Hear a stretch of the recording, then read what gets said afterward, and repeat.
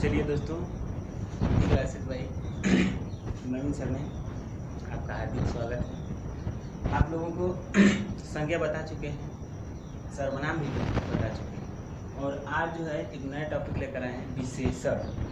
तो विशेषण कहते किसे हैं कि किसी भी संज्ञा सर्वनाम की विशेषता बतलाने वाले शब्द को क्या कहा जाता है?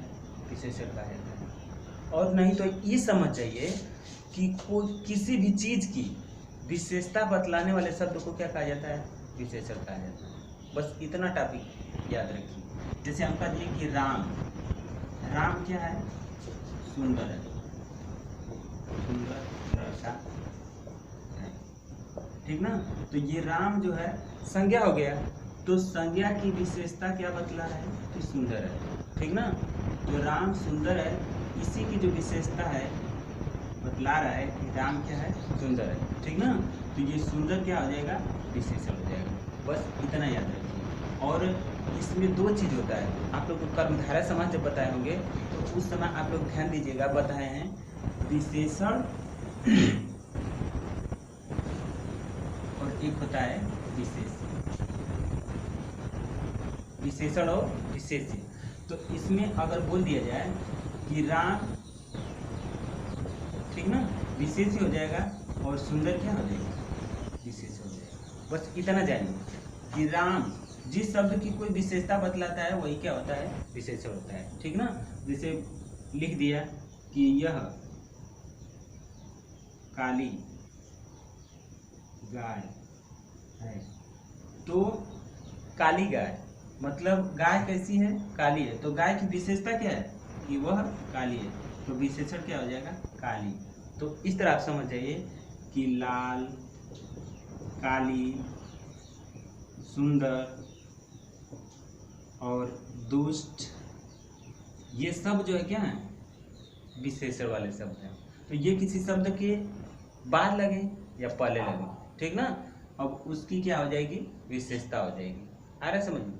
इसके बाद जो है हम और लिख दें कि वह अच्छा लड़का है, तो वह अच्छा लड़का है, तो अच्छा क्या हो जाएगा? विशेषण हो जाएगा, क्योंकि ये सर्वनाम है। वह क्या है? हम लोग का सर्वनाम है। तो इससे पहले ही पंक्ति में हम बोल दिए हैं कि संज्ञा सर्वनाम की विशेषता बतलाने वाले शब्द को क्या कहा जाता है? विशेषण कहा जाता है। तो वह अच्छा लड़का है, तो अच्छा क्या हो जाएगा? विशेषण हो जाएगा। ठीक, याद है? समझ में आया आप लोगों को? इसके बाद आप लोग को आएगा कि विशेषण के प्रकार कितने हैं, ठीक ना। तो विशेषण के प्रकार के जब अंतर्गत आएंगे तो इसके बाद आप लोगों को आएगा कि विशेषण 4 प्रकार का होता है। कितने प्रकार का होता है? 4 प्रकार का होता है। पहला हो जाएगा गुण वाचक विशेषण, ठीक। और दूसरा हो जाएगा परिमाण वाचक विशेषण, और तीसरा हो जाएगा संख्या वाचक विशेषण, और चौथा हो जाएगा सर्वनामिक विशेषण। चौथा क्या हो जाएगा? सर्वनामिक विशेषण। तो यहाँ तक आप लोग को क्लियर हुआ होगा कि पहला क्या है? गुणवाचक विशेषण, दूसरा क्या है? परिमाणवाचक विशेषण, तीसरा क्या है? संख्यावाचक विशेषण, और चौथा क्या है? सर्वनामिक विशेषण। तो इसमें क्या होगा? आइए शुरू से देखते हैं। ये चारों क्लियर हो गया होगा? गुणवाचक विशेषण, परिमाणवाचक विशेषण, संख्यावाचक विशेषण और सर्वनामिक विशेषण। इसके बाद शुरू से देखते हैं गुणवाचक विशेषण किसे कहते हैं। तो विशेषण तो फिर बताना नहीं पड़ेगा कि संज्ञा और सर्वनाम की विशेषता बतलाने वाले शब्द को विशेषण कहा जाता है। किसी भी शब्द की विशेषता बतलाने वाले शब्द को क्या कहा जाएगा? विशेषण कहा जाएगा। इसमें आ जाएगा पहला पॉइंट कि गुणवाचक विशेषण। तो गुणवाचक विशेषण के अंतर्गत आएगा कि जो शब्द किसी भी शब्द की या तो गुण के आधार पर या तो दोष के आधार पर उसकी क्या बतलाता है, विशेषता बतलाता है, तो उसको क्या कहा जाएगा, गुणवाचक विशेषण कहा जाएगा। जैसे इसके अंतर्गत आएगा कि जैसे आप ले लीजिए गुण, दोष, रंग और स्थान, ये 4 आधार पर बांटा गया है। 4 और भी हैं, ठीक ना। और इसके आधार पर विशेषता को दर्शाया गया है। जैसे गुण के आधार पर होगा कि वह अच्छा लड़का है, ठीक। और इसमें और ले सकते हैं कि राम ईमानदार, राम ईमानदार लड़का, ठीक ना। अब यहीं पर दोष में अगर आएंगे तो लिखेंगे कि मोहन दुष्ट लड़का है, ठीक ना। और इसी में रंग में आ जाएंगे तो लिखेंगे कि वह गाय काली है, कोई भी ले लेंगे, वह गाय काली है, वह पीला कपड़ा है, ठीक ना। तो उसमें आ जाएगा रंग के आधार पर, क्योंकि गुणवाचक विशेषण में यही आएगा। और स्थान में लिखेंगे तो लिखेंगे कि यह गाजीपुर है, ठीक ना। यह क्या है, गाजीपुर। तो यह स्थान है, ठीक ना, यह स्थान है। ये तो एक सिंपल सा नाम है, लेकिन अगर गाजीपुर है तो यह की विशेषता क्या दर्शा रहा है कि यह क्या है, गाजीपुर है, ठीक ना। इस स्थान की विशेषता क्या है कि यह क्या है, गाजीपुर है, ठीक। तो यहाँ तक आप लोगों को समझ में आ गया होगा, क्योंकि गाजीपुर वालों को तो ऐसे ही समझ में आ जाता है। इसके बाद दूसरा पॉइंट ले आएंगे। दूसरा पॉइंट है आप लोगों का परिमाणवाचक विशेषण। परिमाणवाचक विशेषण, परिमाणवाचक विशेषण में आएगा जैसे परिमाण का मतलब ही होता है कि नाप तोल या किसी भी वस्तु की नाप तोल, जितने जो है मापन की इकाइयां हैं वो सब किसके अंतर्गत आ जाएंगे, परिमाण के अंतर्गत आ जाएंगे। इसमें परिमाणवाचक विशेषण में आएगा एक निश्चय वाचक, निश्चय परिमाण वाचक और विशेषण।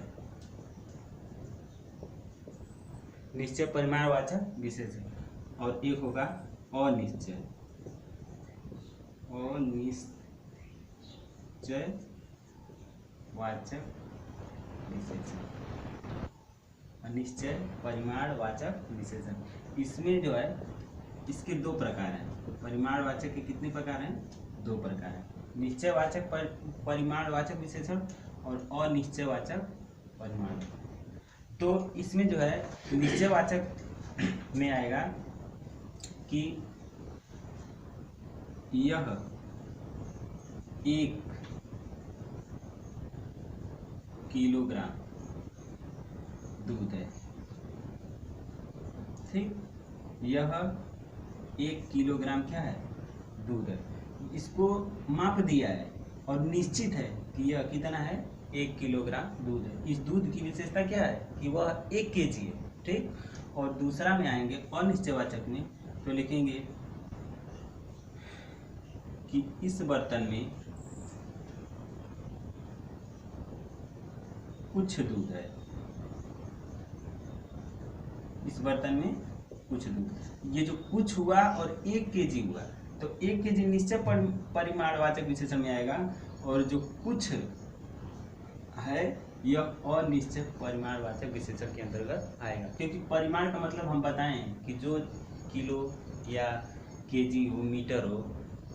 जैसे आप और लिख सकते हैं कि यह 5 मीटर कपड़ा है, ठीक। और अनिश्चय में लिखेंगे कि यह कुछ मीटर कपड़ा है। ठीक, जिसे लिखेंगे बाल्टी में 4 लीटर पानी है, और इसमें अनिश्चित लिखेंगे तो कहेंगे कि बाल्टी में कुछ पानी है। ठीक, इसके बाद आ जाएंगे हम लोग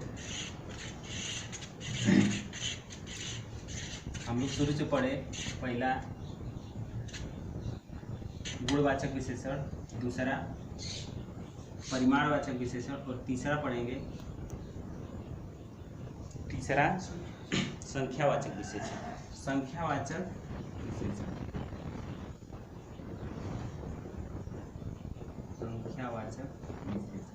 तो संख्यावाचक में हम जानते हैं कि 1 से लेकर 0 से लेकर अनंत तक क्या होती है, संख्या होती है। तो उसी संख्या की यहाँ पर बात किया जाएगा कि किसी भी संज्ञा सर्वनाम की जो संख्या का बोध कराता है, संख्या के आधार पर उसकी विशेषता बतलाता है, तो उसे क्या कहा जाता है, संख्यावाचक विशेषण कहा जाता है। जैसे बोल दिए कि इस कक्षा में 100 लड़के हैं, इस कक्षा में 100 लड़के हैं, इसमें भी 2 होगा, निश्चय और अनिश्चय। इसमें निश्चय में लिखेंगे निश्चय संख्यावाचक विशेषण, और इसमें लिखेंगे अनिश्चय संख्यावाचक विशेषण। तो ये निश्चय संख्यावाचक विशेषण में आएगा कि कक्षा में 100 लड़के हैं। कितने लड़के हैं, 100 लड़के हैं। इसकी गिनती हो जा रही है कि संख्या में कक्षा में कितने लड़के हैं, 100 लड़के हैं। और वहीं पर अनिश्चयवाचक विशेषण में आ जाएगा कि कक्षा में कुछ लड़के हैं, कक्षा में कुछ लड़के हैं। तो कुछ जो है यहाँ पर क्या आ जाएगा, अनिश्चयवाचक संख्या, अनिश्चय संख्यावाचक विशेषण। ठीक ना।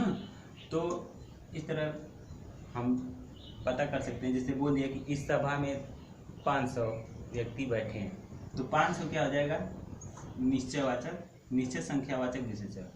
और जो बोल दिया कि इस सभा में कुछ व्यक्ति बैठे हुए हैं, तो कुछ जो है क्या हो जाएगा, अनिश्चय संख्यावाचक विशेषण। ठीक, यहाँ तक आप लोगों को समझ में आ गया होगा। इसके बाद लास्ट है आप लोगों का सर्वनामिक विशेषण। चौथा क्या है, सर्वनामिक विशेषण। तो सर्वनामिक विशेषण में आएगा आप लोगों का कि जो सर्वनाम की विशेषता बतलाता है उसी को क्या कहा जाता है, सर्वनामिक विशेषण कहा जाता है। इसके अंतर्गत आएगा कि वह सुंदर लड़का है। सुंदर किसकी विशेषता बतला रहा है, वह क्या है, सुंदर लड़का है। जैसे अभी हम यहाँ पर लिख दें कि राम सुंदर लड़का है, तो संज्ञा की विशेषता बतलाएगा, तो वो भी विशेषण होगा।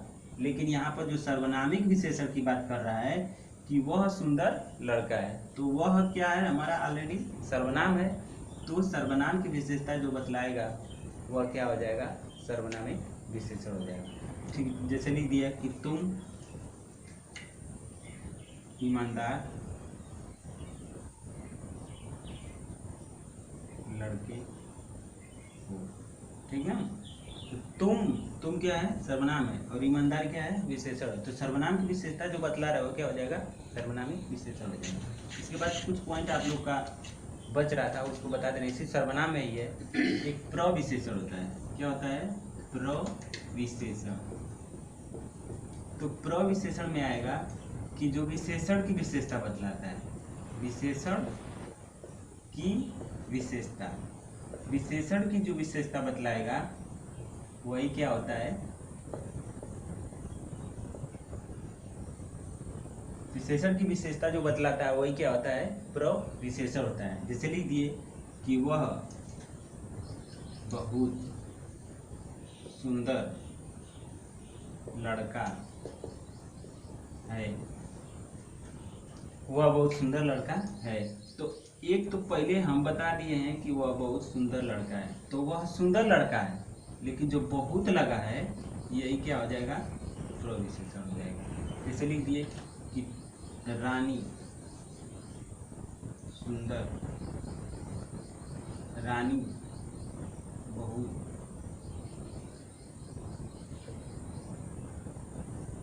सुंदर एक विशेषता हमारी है कि रानी क्या है, सुंदर लड़की है, लेकिन उससे पहले लग गया क्या, बहुत सुंदर लड़की है, तो क्या हो जाएगा, रानी बहुत सुंदर लड़की है। ठीक, तो बहुत क्या हो जाएगा, प्रविशेषण। इसके बाद आप लोग को 2 पॉइंट और था, एक था विशेषण,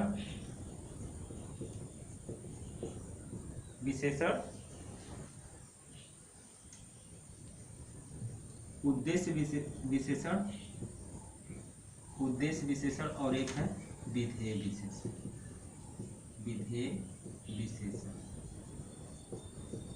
इसमें जो है बस 2 पॉइंट है, इसको आप लोग समझिए कि इसमें जो है विशेषण, उद्देश्य विशेषण में एक विशेषण, एक विधेय होता है और एक विशेष्य होता है।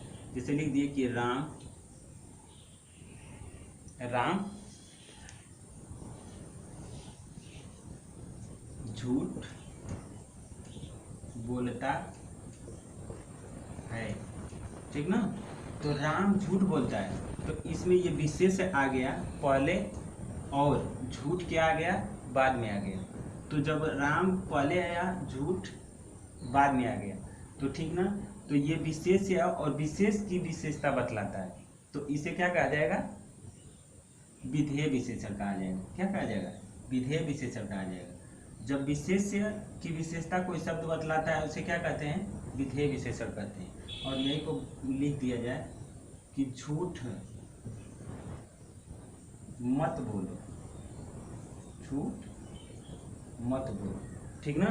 तो ये झूठ पहले आ गया और मत बोलो, मतलब पहले जो है झूठ आ जाएगा, तो ये क्या हो जाएगा, उद्देश्य विशेषण हो जाएगा। जैसे एक और एग्जाम्पल हम लिख लेते हैं इन दोनों को समझाने के लिए कि झूठी बात मत बोलो, झूठी बात मत बोलो, ठीक ना। तो ये क्या हो जाएगा, झूठी बात मत बोलो, ये हो जाएगा उद्देश्य विशेषण, ठीक ना। और दूसरा है कि यह बात झूठी है, ठीक ना। तो बात पहले आ गया और झूठी बाद में आ गया, तो ये क्या हो जाएगा, विधेय विशेषण। ये वीडियो आप लोगों को कैसा लगा, आप दोस्तों के पास शेयर करिएगा और लाइक और सब्सक्राइब करिएगा।